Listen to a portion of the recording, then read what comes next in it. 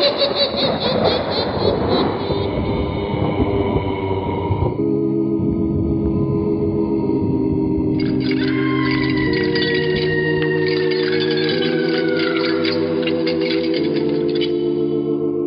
Mysterious Old Radio Listening Society podcast.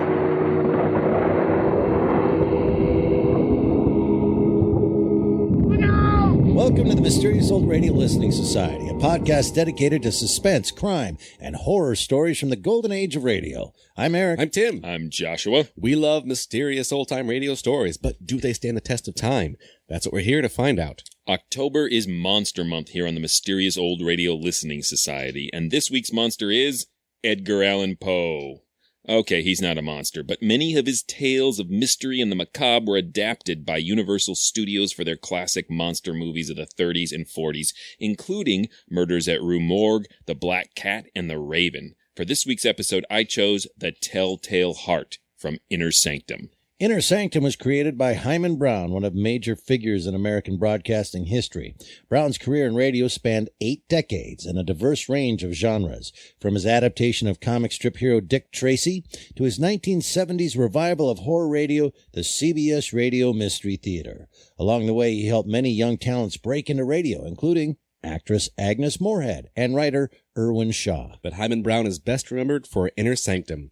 The program ran on NBC from January 1941 to October 1952 and featured one of radio's most famous openings, an organ sting followed by a rattling doorknob, then the agonizingly slow opening of the world's creakiest door.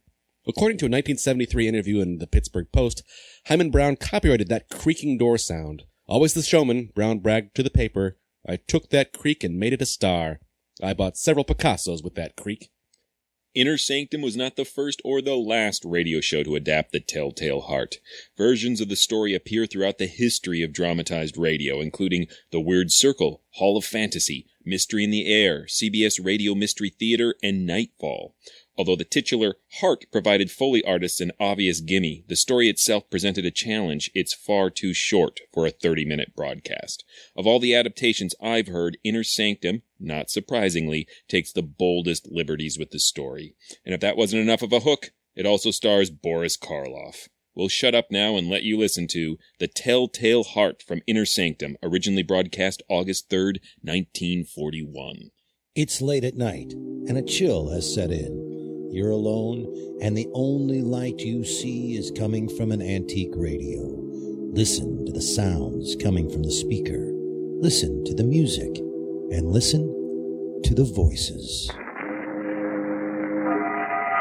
Boris Karloff on Inner Sanctum Mysteries. Brought to you by the makers of Carter's Pills.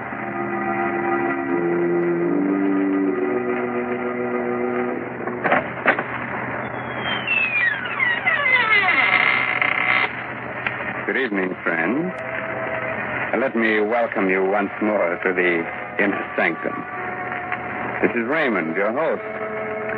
Come in, won't you, and sit down? No, I'm not being polite. I'd prefer you to sit, you see, because within the next 5 minutes, you're going to be so weak in the knees that you won't be able to stand.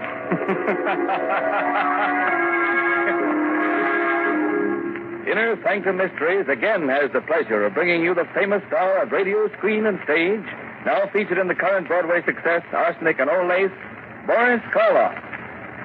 This evening, Mr. Karloff appears in Robert Newman's dramatization of Edgar Allan Poe's famous story, The Telltale Heart. Presented for your entertainment by the makers of Carter's Little Liver Pill, the best friend to your sunny disposition.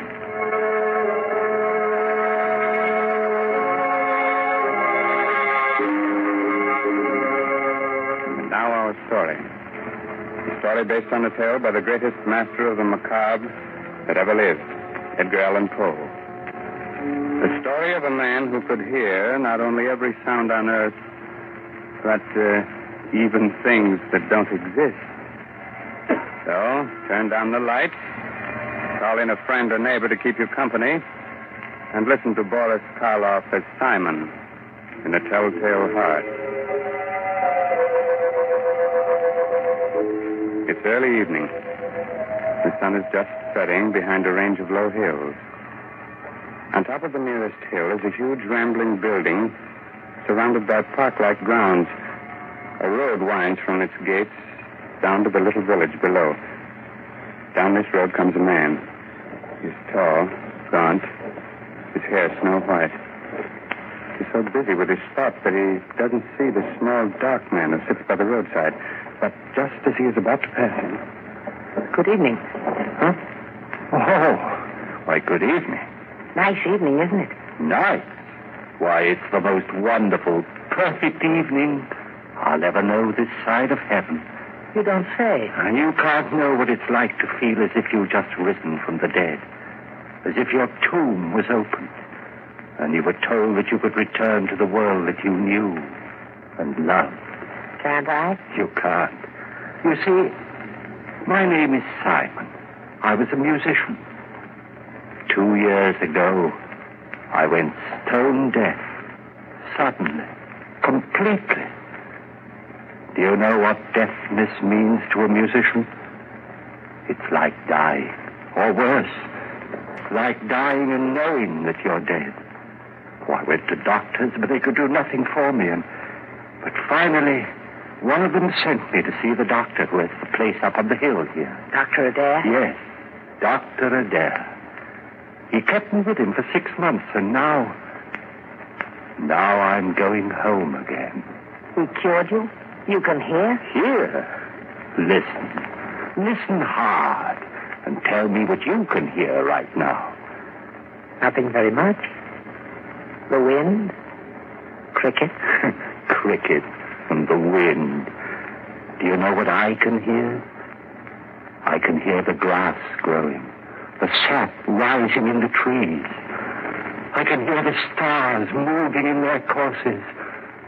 I can hear things that no man ever heard before. Now, do you know why I said that this was the most wonderful evening that ever was? Yes, Simon. But I knew why before. You see, I just left the place up on the hill myself. You left there? You mean... When I was taken there, I was blind. Oh, your eyes, yes. I hadn't noticed before, but they are strange. Shall we walk on together? Simon? Just where did you plan to go? Well, I've been thinking about that for weeks now. All the weeks when I couldn't leave my room. I must get used to being able to hear again. Gradually. From my window, I could see an old mill just this side of the village. Yes, it's deep in the woods, deserted. There's moss on the water wheel, and the door hangs open by one hinge. You mean that you can see it from here? My eyes have become as good as your hearing. You thought of going there, living there? For a while, until I was ready to return to the world. Oliver, why don't you come with me? Then when we are both ready, we can go back together to the world. Yeah, I could do that. Think of what it's going to mean, how much we're going to be able to help people. You with your sight and I with my hearing. Help them? Yes. Yes, of course. All right, Simon. We'll go to your old mill.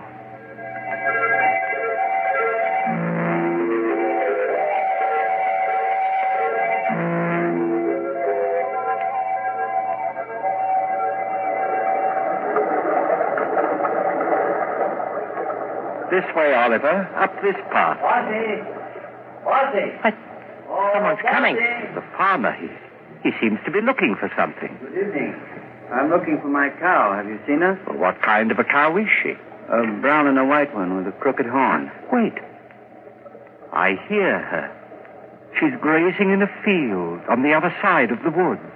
Hear her? That's almost a mile from here. I have good ears. Good. You must have ears like a fox. But that field, that's the squire's. How did she get there? You think someone took her? Who would? Well, it's the squire's land, but he's the richest man around here. Why should he have taken my cow? Wait a minute. Let me see. Yes, I do see someone with your cow. He's just leaving her. You can see that?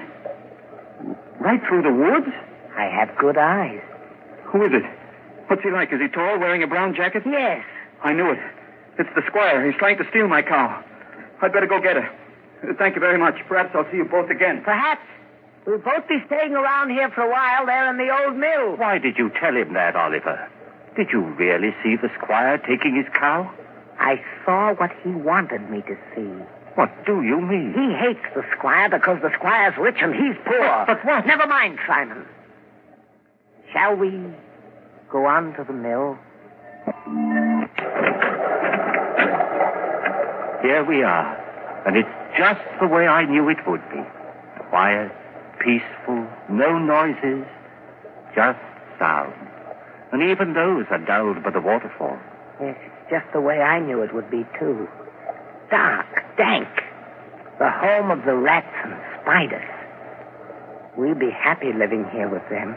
Happy with rats and spiders? Why? Because they're like me.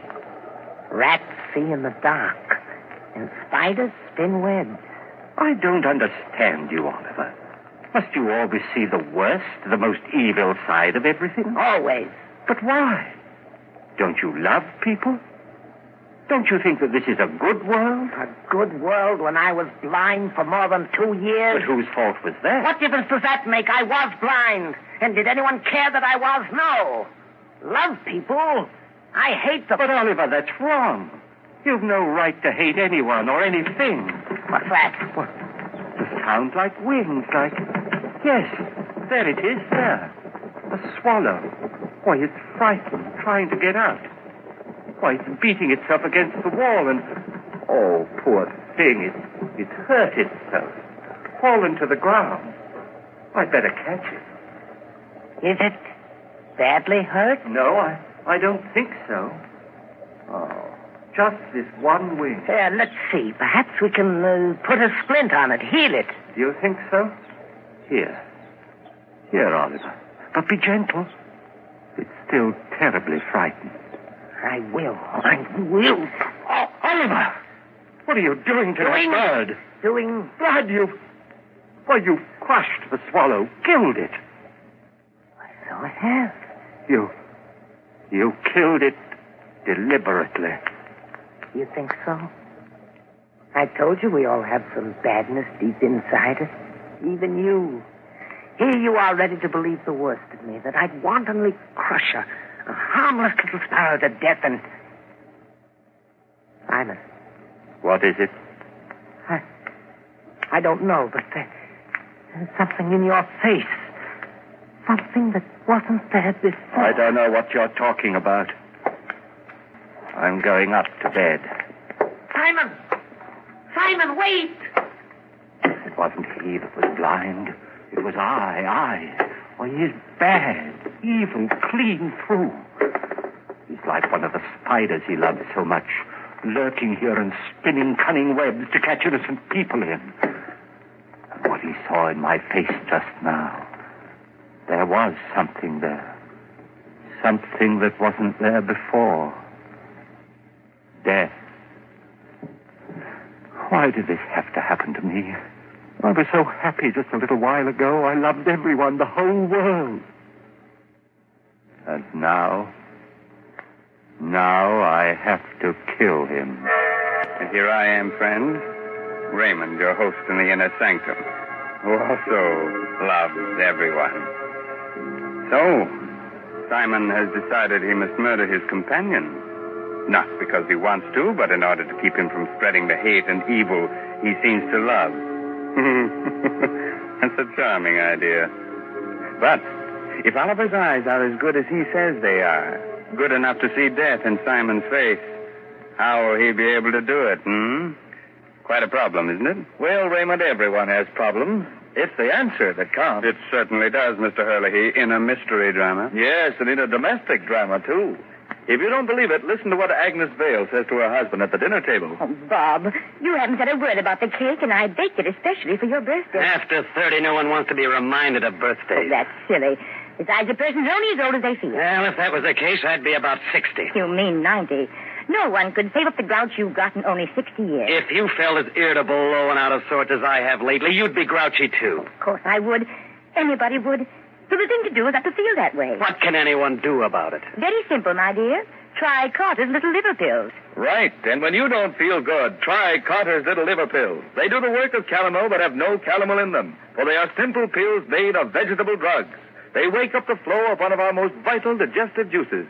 When this vital juice flows at the rate of 2 pints a day, it helps to digest our food and bring back the glorious feeling that goes with regularity. Then most folks feel like happy days are here again. But be sure you get the genuine Carter's Little Liver Pill.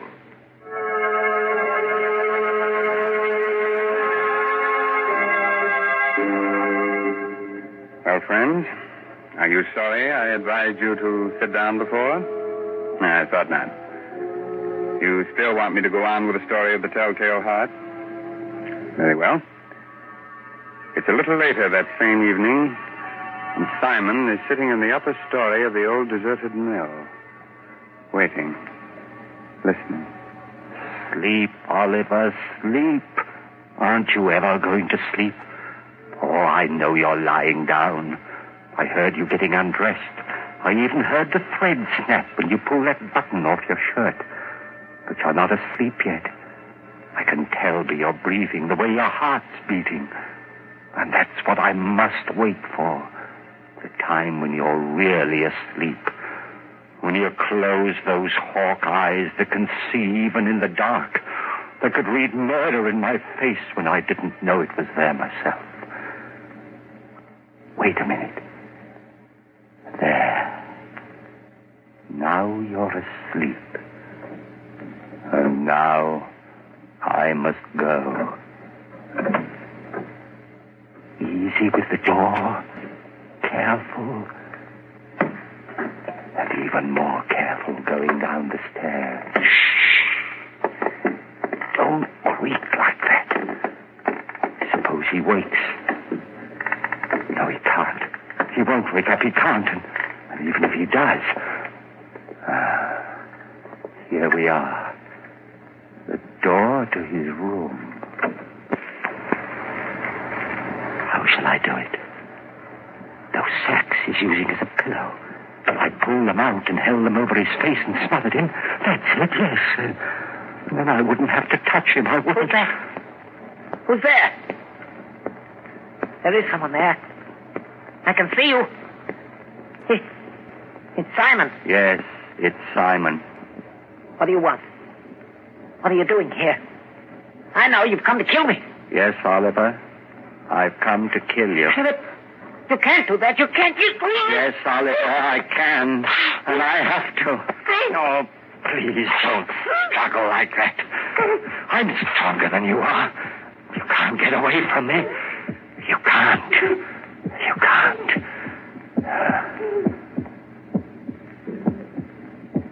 That noise. Hear it? It's your heart. Beating, pounding, driving the blood through your veins. It's beating more slowly now. Slower and fainter. Running down like a tired clock. And I'm not going to let you go until it's stopped. So don't struggle. Don't struggle, please. Just a few seconds more. I can hardly hear it now. Just a faint, throbbing murmur. And now, even that's gone. Yes, it's stopped. And you're dead. Oliver, listen. I didn't want to do it. I didn't, but I had to. You were only interested in hurting people. That's why I had to do it. And that's why I'm not going to give myself up or confess that I killed you, because I can still help people.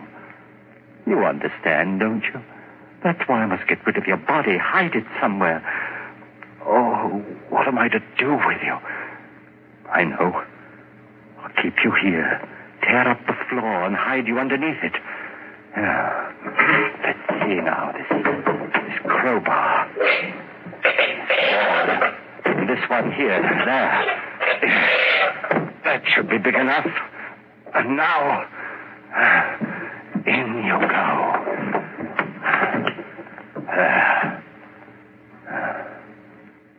Goodbye, Oliver.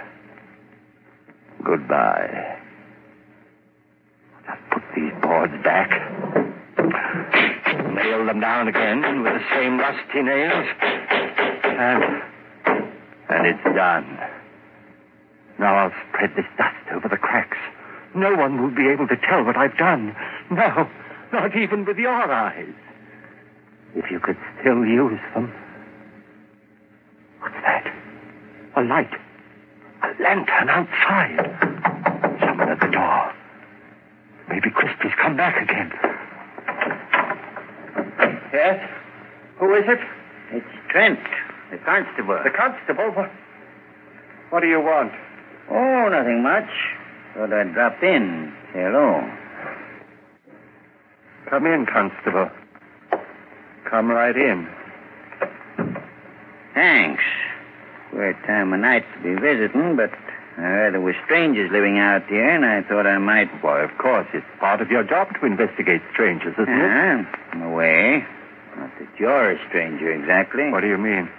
Well, you've been around here for some time, haven't you? Up at Dr. Adair's place in the hill, I mean? Oh, yes, of course. I just left there this afternoon. Uh-huh. And your friend, where's he?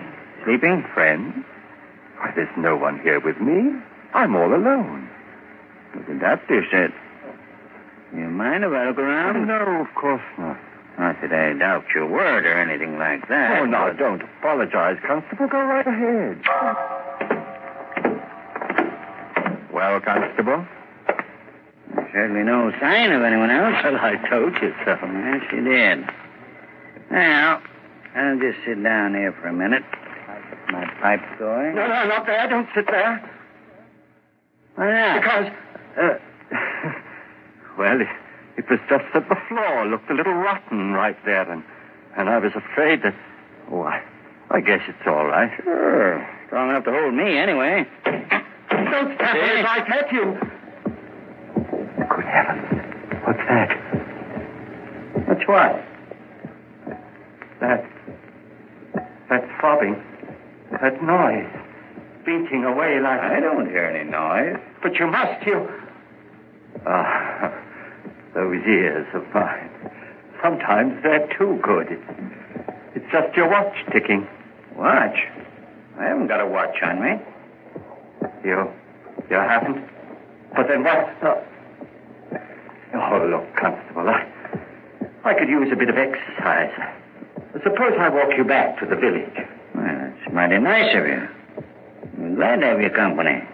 But there's no hurry, is there? Just let's sit there for a while. I don't want to sit. Constable, will you come now? Now, this minute. If you don't, I don't know what I'll do. Hey, you have gotten yourself into a state. Is anything the matter? No, of course not. It's just that I get nervous, restless, and you won't mind if I walk up and down right here, will you? If it'll make you feel any better, go ahead. Thank you. This floor, it is noisy, isn't it? It isn't noisy enough. Constable, this lever here, I've been wondering about it. What's it for, do you know? Why, yes. I think it opens the sluice, starts the middle wheel turning. It does? Then let's try it. See if it still works. There. Still works all right. It's quite a racket, too. Still not loud enough. Still. Constable, for heaven's sake, will you come now and leave here with me? If you don't, I'll go back. Hey, look, there's no need to get so excited. I'm not excited. I'm perfectly calm and quiet. Will you come now, right away? But I told you. I know what you're doing. Sitting there, pretending you haven't heard, making me stay here and listen to it, beating louder and louder and louder. All right, I confess. I killed him. His body is right underneath you under the floor. I killed him, and that noise you hear is his heart. The beating of his telltale heart.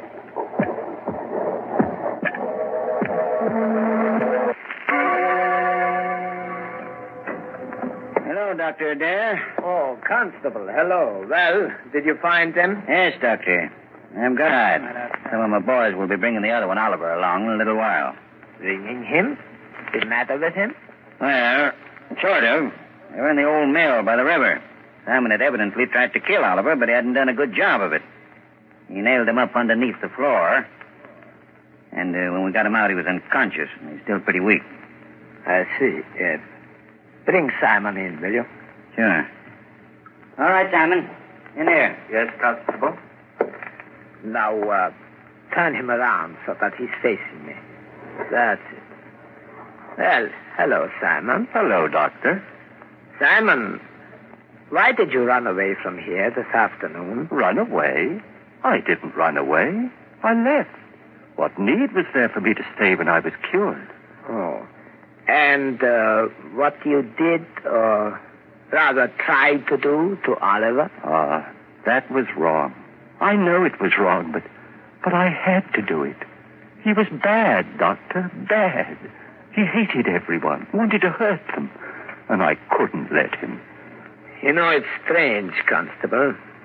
2 men, both mental cases because of a sudden affliction.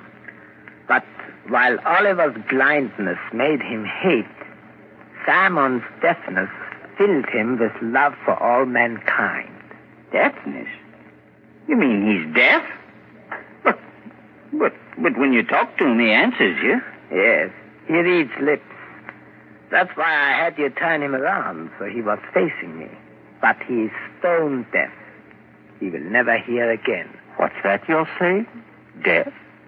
But I'm not deaf. Why, there's no one can hear better than I, no one. I heard everything when I left here. Things no man has ever heard before. The song of the swan. The breathing of the fish. Why, I even heard the beating of Oliver's heart. After I'd killed him. Yes, Simon, of course. I'm not deaf, I tell you. I'm not. I'm not.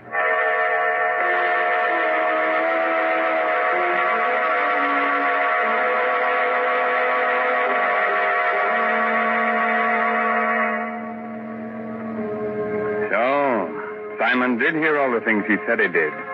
Even the beating of the telltale heart. And not with his ears, but with something else deep inside his poor, sick brain. Speaking of telltale heart, I'm sorry, it's not a heart at all. It's just Mr. Hurley's knees knocking together. And if you think you're kidding, Raymond, you're crazy. Oh, I'm not kidding, Ed. And Mr. Karloff's audiences, that's the equivalent of applause. Since everyone's generally much too scared to show the usual approval with their hands. So we won't take any chances. We'll just use words and say, thanks, Boris Karloff, for your splendid performance of tonight's dramatization of Poe's The Telltale Heart. It was a pleasure, Raymond, to be able to bring our friends one of the world's most famous stories. And I'm very grateful to Everett Sloane as Oliver and Santos Ortiaga, who played Christie, for the help that they gave me.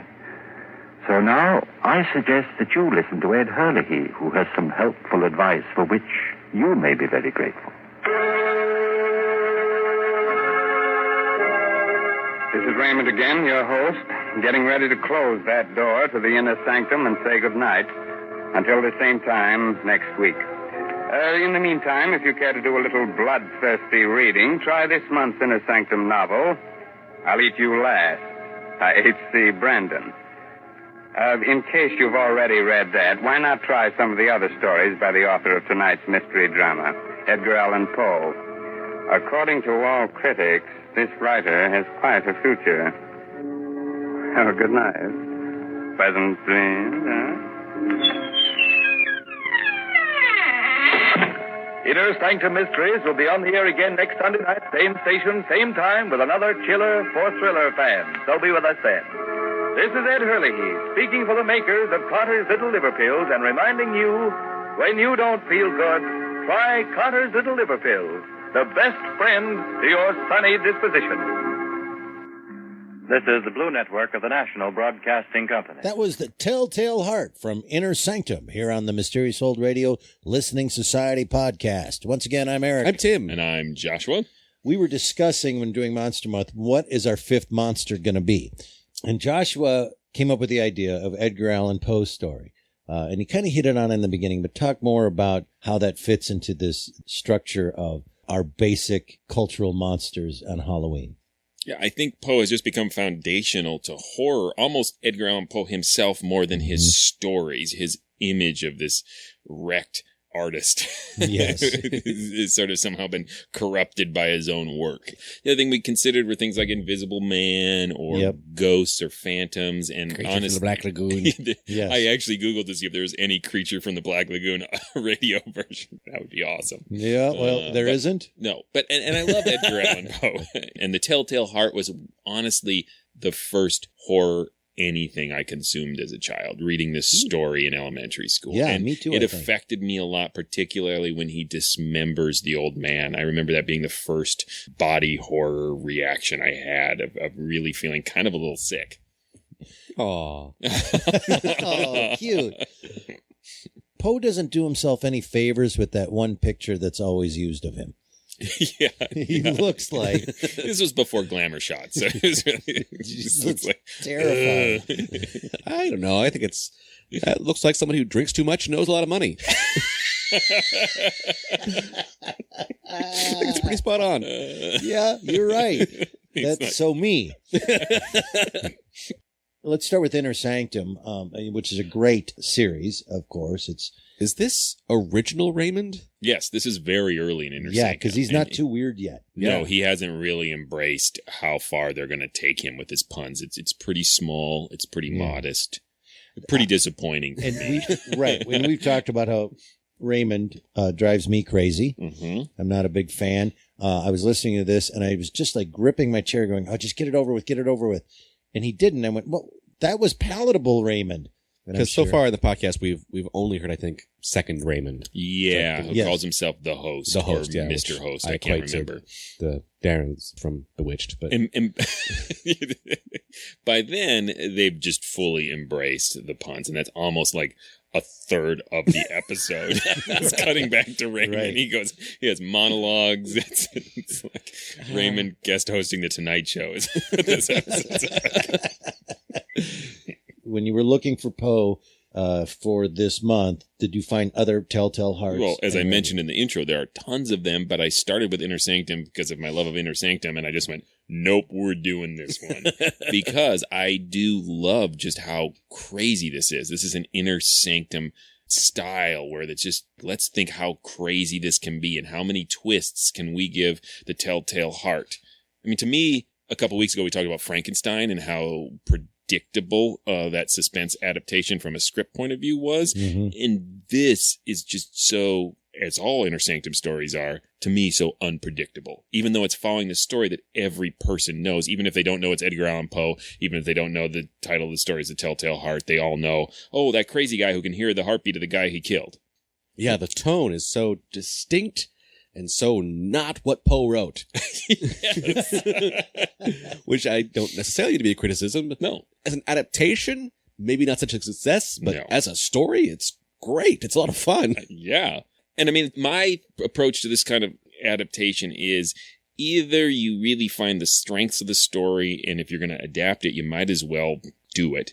Or if you're going to go your own way with it, really go your own way with it. I agree with that. And here, 100%. they just took it and ran. Yes. Yeah. As you said in the opening, and this isn't a 30-minute story to begin with. So interesting have pairing fun with talking about Frankenstein, which we were talking about being how do you fit that much story into half an hour versus this of how do you fill half an hour with that tiny story. I was commissioned years ago to write a musical version of Peter and the Wolf. It needed to be an hour long. And realized quickly into it, this is a 4-minute story. I had to add talking bears and all sorts of things to make that work. Here are two things that stuck out for me. First of all, I can watch Boris Karloff, but I realize listening to him is difficult because I just keep hearing the narrator from The Grinch. Yep. And takes me out of it sometimes. I didn't have the problem. Yes. But yeah, it has so distinctly that sound. I love his voice, and I love the contrast of his voice to his appearance. And I've listened to a lot of old radio with Boris Karloff, so I don't have the same association. I'm more likely to watch The Grinch at Christmas time and go, oh, this reminds me of Inner Sanctum. Had some trepidation going into this. You know, everybody's got their issues, right, and their things. And we've talked in the past, like, vampires don't scare Joshua, they scare me, and things of that nature. I have an issue with heartbeats. I can't listen to them. Oh. Even a drum going boom, boom, boom, boom. Even me doing that right now, I don't like it. It makes my skin crawl. I can't listen to a heartbeat like in a stethoscope. Okay. I can't take my own pulse because that throbbing, I can't do it. So moving into this episode, I was fearful that I was going to have to come out of my skin listening to a heartbeat constantly throughout this thing. Luckily, it was short and I got through it. But God, I hate listening to heartbeats. And it's subtle. I kind of like it's underneath a lot of other sounds. You were talking about that final scene where, well, when he kills him, he listens to his heartbeat. It slowly down. Die. That was hard for me. Okay. I walked in a circle until it was done. Yeah, I can't stand it. It's how you on a chalkboard. Yeah, you said everyone has issues. Not that's a little weird, Eric. I'm afraid of what gives us all life. I just don't know why. I can't like. I hate the sound of cardboard being cut. Same thing. There you go. Not really the same thing. Anyway, when I read this first time in my youth, it was hard for me because I could hear the heartbeat in my head. Doing it to yourself, yes. Yes. So all that being said, I was happy that it was not as prominent as I was fearful it was going to be, and therefore I was able to sit back and listen to a lot of this and be very entertained. I love the idea of giving him this super hearing. And there is a mention of that in the original Poe story, because the guy thinks he can hear things that maybe he can't. But in the Poe story, he is so clearly an unreliable narrator. Mm-hmm. And Inner Sanctum does such crazy stuff. When this starts and he has super hearing and he meets a friend who has super eyesight.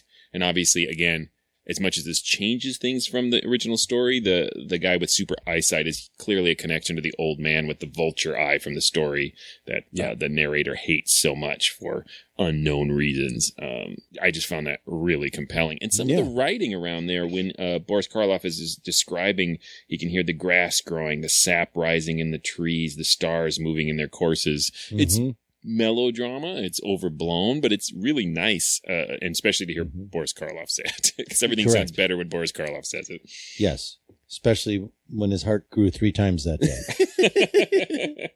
I loved the idea when it's revealed that he's deaf. Mm-hmm. Mm-hmm. I really enjoyed that. I thought that was fantastic. Forgive me, that has nothing to do with the original, right? There's no. So that's that I think classic Inner Sanctum twist and that they need to have. A fantastic moment. I also love, in retrospect, imagining then that this deaf man and what I assume was a blind man were having conversations about all the things they could see and hear. Yeah, and they couldn't. Yes. Yeah. And it worked because the deaf man could read the lips of the blind man. And Did you go back and listen to see if, like, Sixth Sense, you know what I mean? Like, I see it now. Tells.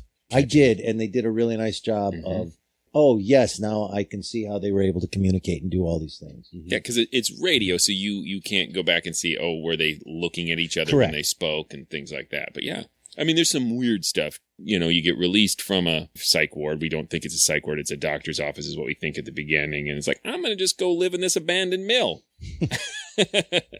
Yeah, there's a couple of little notes in here that because the story is so broad and farcical, not farcical, but kind of farcical. Yeah. The policeman who comes to visit, the whole thing just is entertaining to me. Of one, like, why are you stopping by? I don't know. Why are you living in this mill? Yes. But they do explain it retroactively that he was sent there by the doctor to go like, hey, you better go bring this guy back. He's crazy. So he was being gentle with him. Used the cunning police plan of show up and sit on the couch and smoke until somebody confesses to you. Like, well, thanks for letting me in. Make myself comfortable and just wait. It's also my parenting technique. It works. Just sit and smoke. You got something to say to me, kid? I wish.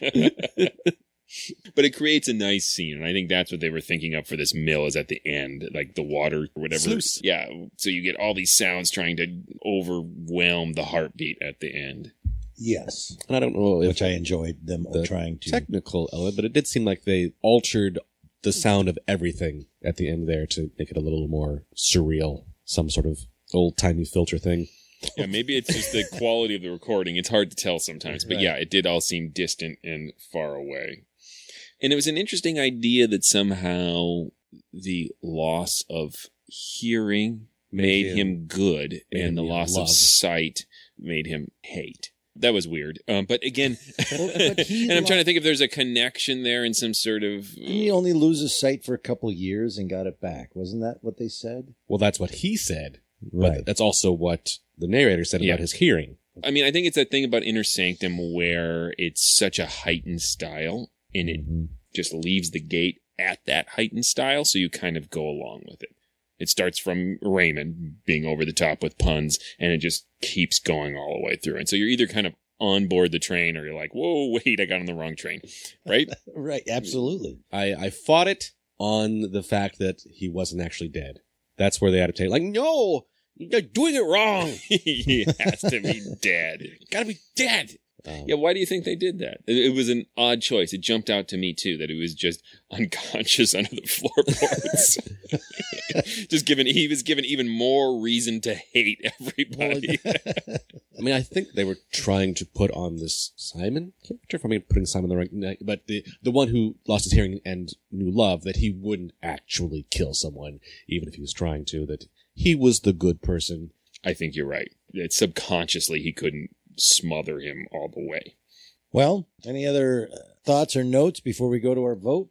The liver pills. Awesome commercial. I'm pretty sure that those would not be approved by the FDA at this point. No. I can't remember exactly what they were and what they were supposed to do. I think they're basically laxatives. I think they're basically just you were cranky because you haven't had a bowel movement.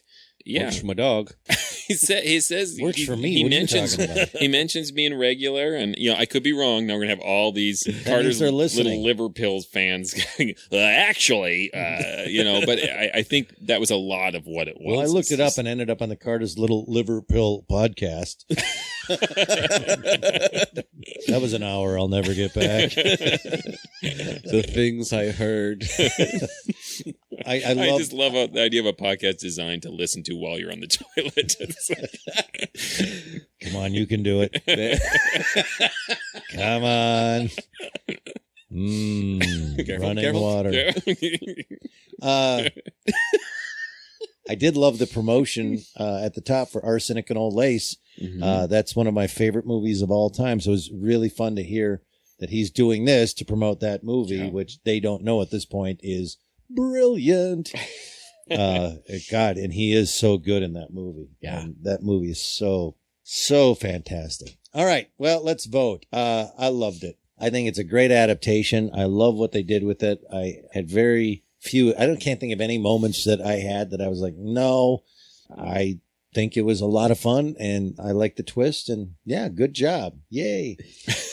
I agree. I would not call it a classic, but I think it holds up the test of time. It's a lot of fun to listen to.